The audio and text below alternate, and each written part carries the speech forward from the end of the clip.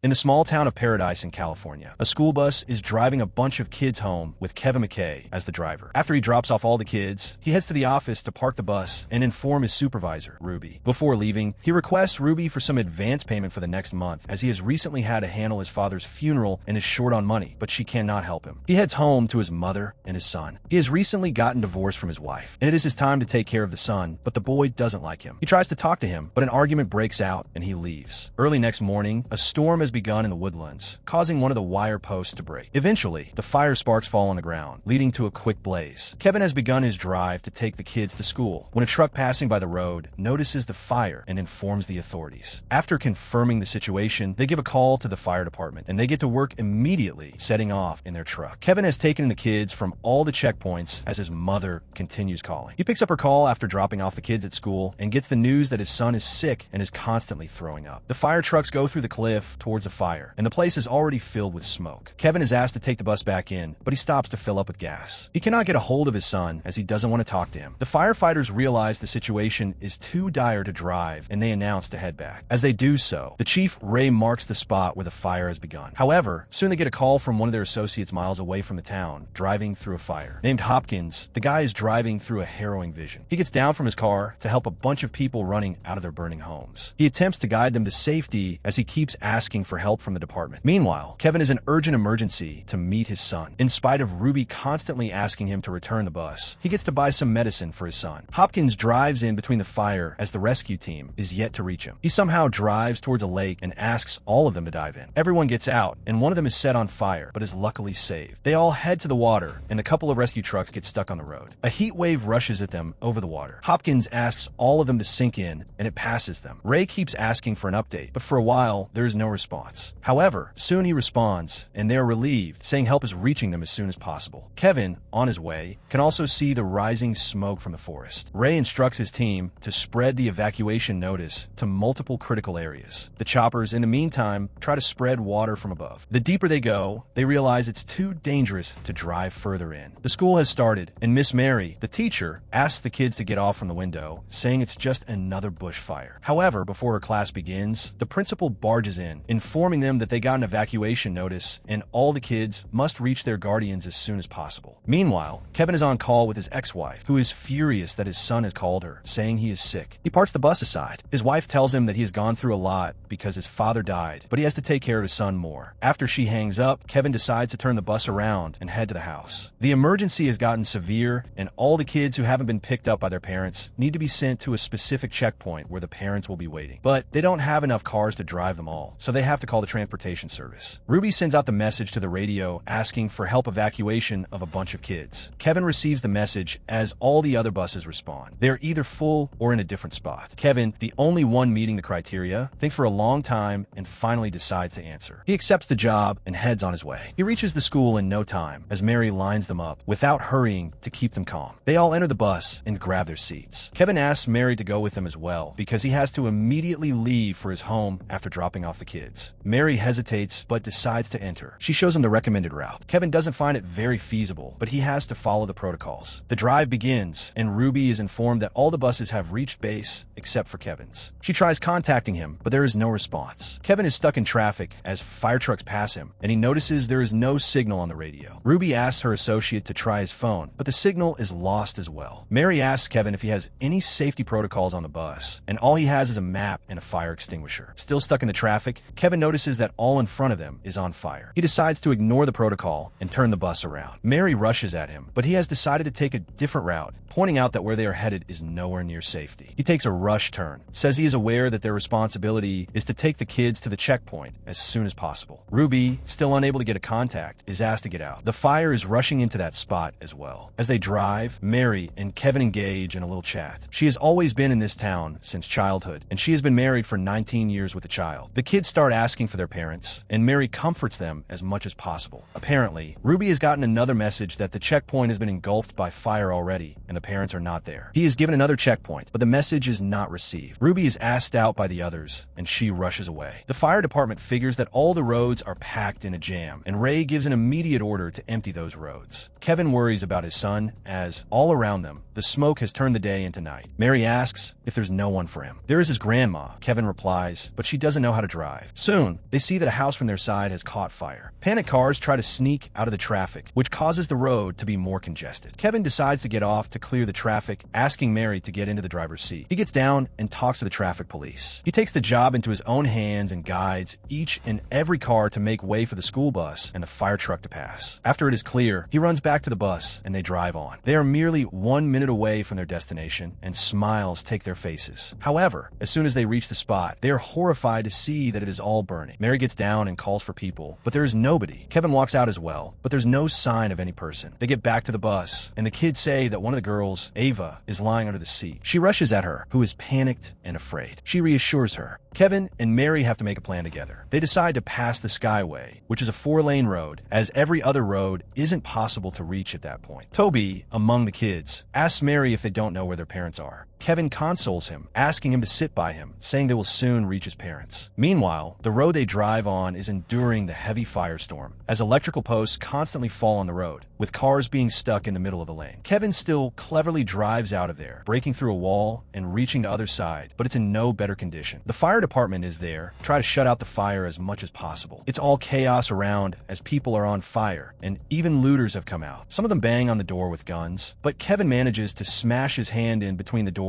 to drive them away. Mary sees an open path and asks him to drive. Ruby has reached the checkpoint and hears that Kevin's bus hasn't arrived yet. Kevin still continues to send messages as Mary asks them to grab something to make them breathe. The bus continues still, and the further it goes, the darker it is with smoke. Smoke starts to get in the bus from the air conditioner that Kevin has to shut off, despite it's going to make it awfully hot inside. They soon reach a dead end. It's a park, but to their luck, Kevin has worked there as a kid and knows a back exit that can lead them to Row Road, which is a narrow road for a bus, but they have no other way. Meanwhile, the kids call for Mary because Ava is awfully sick and nobody has any fluids. Mary says that they have to stop for water, otherwise that girl is not going to make it. He stops, and Mary goes out. She starts looking everywhere, but there's no water, and a fire spark has already reached there, and nearby, there's a gas tank. Mary is able to break into a trailer park and is able to find enough bottles. She rushes out and sees the looters are going that way, but luckily, they don't do anything. Kevin gets down to call for her while the tank gets exploded. Kevin continues calling for her, and Mary has successfully come out. She runs and gets on the bus as Kevin drives through the fire to the exit and manages to find it. Ruby informs all the parents of what they know. They're all set in panic, knowing there is no contact with the bus since it left the school, but she asks them to have faith in the driver, as all the other drivers vouch for him as well. In the meantime, the bus passes through the narrow Row Road. The wheels are inches away from the cliff, but Kevin somehow continues driving. They pass the lane and see a bunch of people heading in the direction they came from. Kevin tells them not to go there, but they inform him that in front of them, the road is also burning. They say they will take their chances and head on. Kevin decides to get off the bus to see if there's a way to walk out of the situation. He climbs the rock, and from all around, he sees the fire engulfing the forest. He returns and says that they have to stay inside the bus. He tells her they are surrounded by fire. However, the spot they are in is not burnt yet. They are still alive, and they have to take the chance, hoping that the fire doesn't come here. But Mary asks what if the fire comes. Kevin has no answer for that, and they can only hope for the best. As they sit on, Kevin tears off his shirt and starts to cut it into pieces. He asks her to soak them in water for the kids to keep around their noses, which can work as an air filter for some time. In the meantime, Kevin shuts down the air vents to stop the smoke. The fire department, after countless speculations, decides to shut down the firefight and solely focus on saving lives. Mary chats to Kevin about her plans to visit Africa with her son as a wave of fire gradually moves towards them. Kevin also shares how he ran away from home years ago after fighting with his father. He returned here after his death and looks back at his life to see that it is pretty bad, and he hasn't been able to be a good father to his son. Soon, the kids scream that the fire has come closer. Kevin rushes out with the extinguisher to put them off as much as possible. But before it's all done, the gas is finished. Kevin continues to put off the fire with his jacket. He sees the whole forest is being burnt to the ground, and it is rapidly escalating. He runs back to the bus, saying the fire is behind them, and they have to run through the fire. However, just then, the engine doesn't start. He puts her with the wheel and jets down to open the engine. After some time of working, the engine finally starts. He returns, and they drive inside the engulfing flames. He breaks through the woods, speeding up. The roads are also on fire. He takes rush turns, and the quick speed helps the bus not catch on fire. Engulfed tree branches fall over the vehicle as he escalates further and continues through the massive fire, breaking through the blocking cars. And after a few long seconds, they see the ray of sunlight. They get out of the fire zone and enter the clear, empty street. Mary leaves with a sigh of relief with the kids. Eventually, they reach the spot, and the parents rush to their kids, happy to reunite. They all get down as Mary and Kevin hug one another, congratulating each other. Everybody claps for them as they get down. Ruby thanks Kevin, saying she gotta pay him for overtime. Kevin then reaches the shelter to look for his family. Their names aren't listed, but he finds his mother in no time. He reaches her and asks for his son, but she says that his mother has picked him up and he is safe. She tells him that he is happiest when he is with his mother and he should let it go. Days later, as the rescue operation continues and the fire is completely out, Kevin drives to his house, which is torched to the ground. He finds a photo frame with him and his son as a car approaches. It's his wife with their son. He proceeds towards him and they hug.